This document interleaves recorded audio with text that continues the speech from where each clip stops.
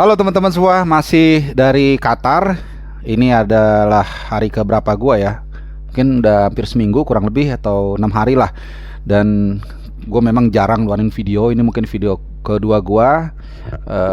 Ya gue mohon maaf karena memang hampir tiap hari, bukan hampir tapi tiap hari ya, dari tanggal 28 itu pertama kali gue nonton Korea Selatan lawan Ghana, terus lanjut Belanda lawan Qatar. Ini pertandingan terakhir grup ya kalau nggak salah.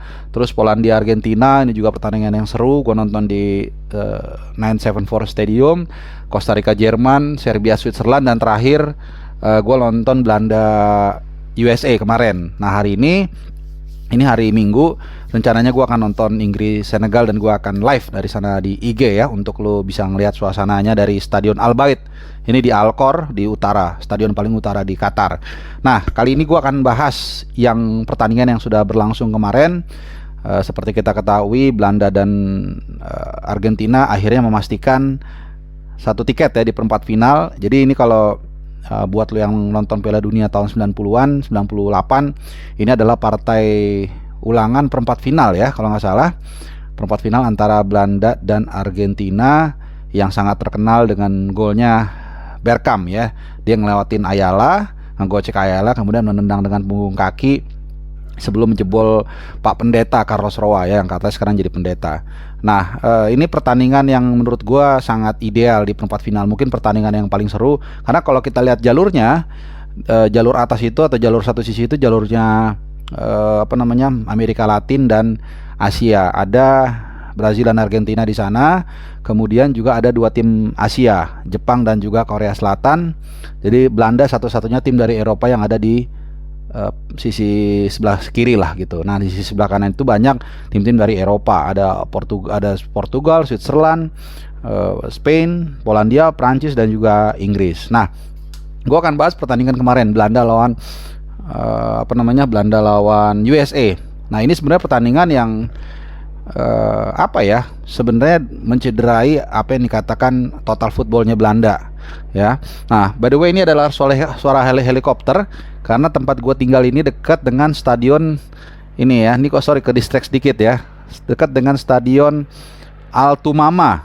Ini tempat akan berlangsungnya pertandingan antara Prancis dan Polandia ya. Jadi itu helikopter yang dekat stadion. Nah anyway, balik lagi. Nah kalau kita lihat Belanda ini udah kalau nggak salah 15 pertandingan nggak terkalahkan, dan mereka bermain bukan seperti marwah mereka, yaitu bermain menyerang. Tapi ya itulah sepak bola.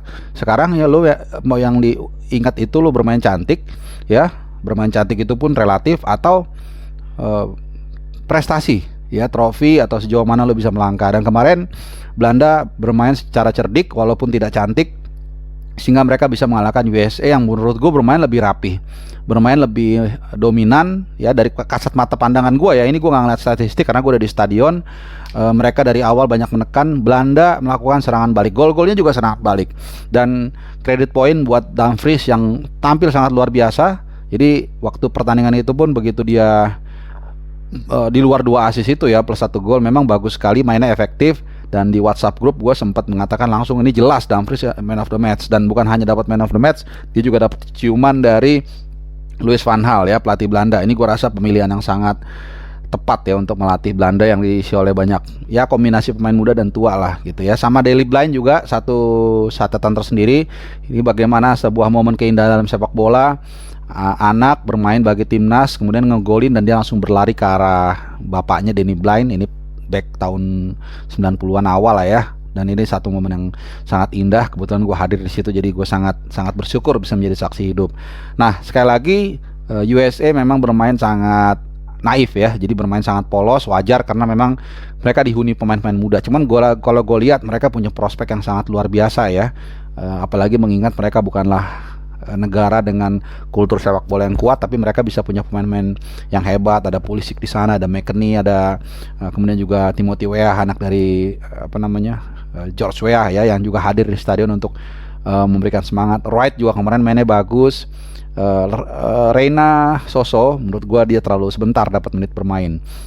Nah, oke, Belanda jadi lolos ya ke perempat final, ketemu dengan Argentina. Nah, sekarang kita bahas Argentina. Nah, kalau ini gue nonton di bar ya, di cafe namanya Street 22 sama temen gue dari Peru ya, karena ya apa namanya ya udah nonton yang pertama, jadi yang kedua ya nonton di TV aja lah di bar. Nah, ini pertandingan yang menurut gue menunjukkan bahwa Argentina tetap menjadi salah satu favorit juara. Bukan soal Messi dan segala macam, tapi gue melihat mereka belum bermain klimaks ya. Karena dalam sepak bola, dalam turnamen seperti ini, kadang-kadang nggak penting lu bermain indah di awal, ngegasak, menang gede-gede, tapi bagaimana lu bisa sampai akhir dan juara. Sekali lagi referensi gue adalah ketika Spanyol juara tahun 2010, mereka di pertandingan pertama sekali, gue masih ingat, mereka kalah 1-0 dari Switzerland, tapi kemudian mereka tampil sebagai juara dunia.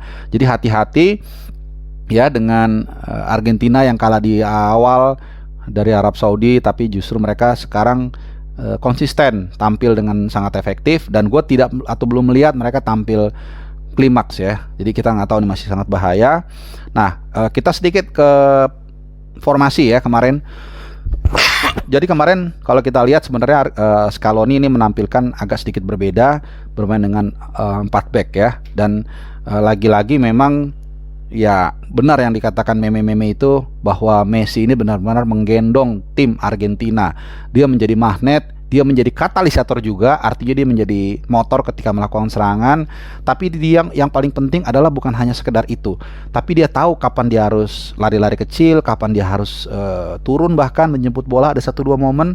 Tapi juga kadang-kadang dia tahu momentum untuk melakukan aksi individu yang seperti lu lihat ya. Ada satu kali dia hampir melewati mungkin 3-4 pemain, tapi di momen terakhir tendangannya diblok dan gagal ya untuk menciptakan gol keindah. Nah, ini penampilan dia ke 1000 ya. Ini juga satu catatan, mungkin udah tahu semua, di level profesional, baik di klub tentunya di Barcelona, PSG, dan juga bersama timnas Argentina. Dan golnya dia, gol ke pertama ya ke gawang Australia, ini adalah gol pertama dia di babak knockout di Piala Dunia. Ya, jadi terus dia belum berhenti mencetak catatan-catatan sejarah tinta emas ya, walaupun sekali lagi perjalanan masih ada 3 langkah lagi, masih ada perempat final, semifinal, dan final kalau memang mereka bisa lanjut ya.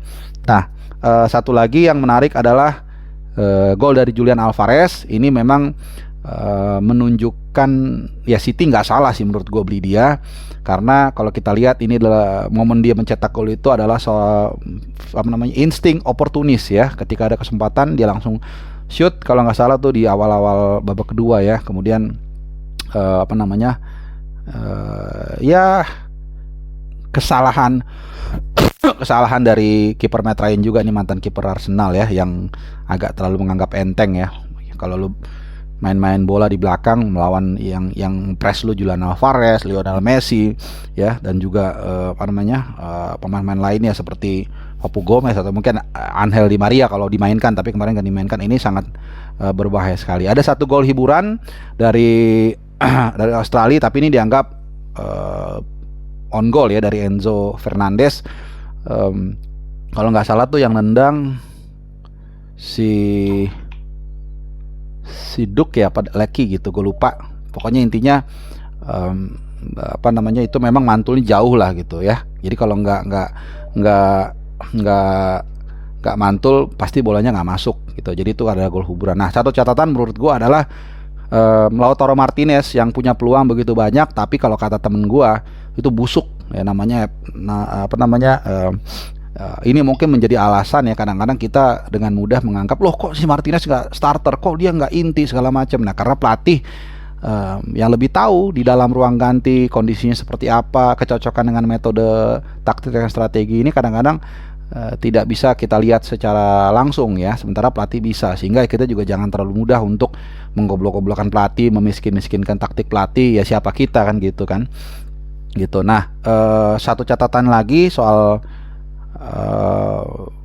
mungkin di lini belakang ya, Otamendi ini pemain yang banyak mendapatkan kritik. Kemarin juga memang kelihatan agak lebih baik sedikit dibandingkan pertandingan sebelumnya, tapi ini menjadi titik lemah. Jadi bisa jadi ini adalah alasan mengapa Scaloni menampilkan formasi 4 back untuk menjaga kekompakan di lini belakang ketika menghadapi tekanan-tekanan seperti para pemain Australia. Nah, cuman lawan Belanda nanti harus hati-hati. Kenapa? Karena yang dihadapin ini the real oponen ya, karena di grup dia kalau kita lihat sebenarnya belum terlalu menghadapi tim yang katakanlah Argentina itu yang berat-berat banget lah. Dia kan ketemu satu grup sama Polandia, kemudian Arab Saudi dan Meksiko. Nah, tapi mereka di situ masih bisa kebobolan 2 kali ya. Jadi mungkin ini satu catatan tersendiri. Bahkan walaupun di 2 pertandingan berikutnya mereka memperbaiki dengan clean sheet ya. Tapi itu tadi, lawan mereka adalah bukan lawan yang katakanlah sama. Nanti kalau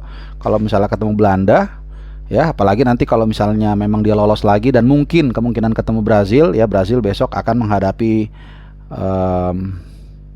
Korea Selatan ya. Kita bukan mendahului ya, tapi kalau kita asumsikan mereka bisa lolos, maka masih ada Jepang Korea Selatan ya, masih jauh sebenarnya. Tapi seandainya ketemu di semifinal, ketemu Brazil, ini tidak mudah ya menghadapi striker-striker tajam seperti Anthony maupun juga Neymar ya, walaupun Neymar katanya diragukan. Sementara Gabriel Jesus kabarnya juga sudah dipulangkan. Oke, itu dulu ulasan gua soal pertandingan Belanda lawan USA dan juga Argentina menghadapi Australia. Yang jelas Piala Dunia kali ini cukup seru, cukup merata, banyak kejutan dan juga menghadirkan pertandingan-pertandingan yang seru, yang banyak gol ya. Dan kebetulan pertandingan-pertandingan yang gua jalanin itu banyak gol semua. Jerman Costa Rica, kemudian Switzerland lawan Serbia, Belanda USA juga banyak gol. Jadi sama Korea Selatan Ghana juga 3-2 skornya ya. Jadi lumayan lah, nggak rugi-rugi amat ya. Oke, itu dulu review hasil pertandingan dari Qatar langsung. Gua mengucapkan selamat hari Minggu, salam sehat dan ciao.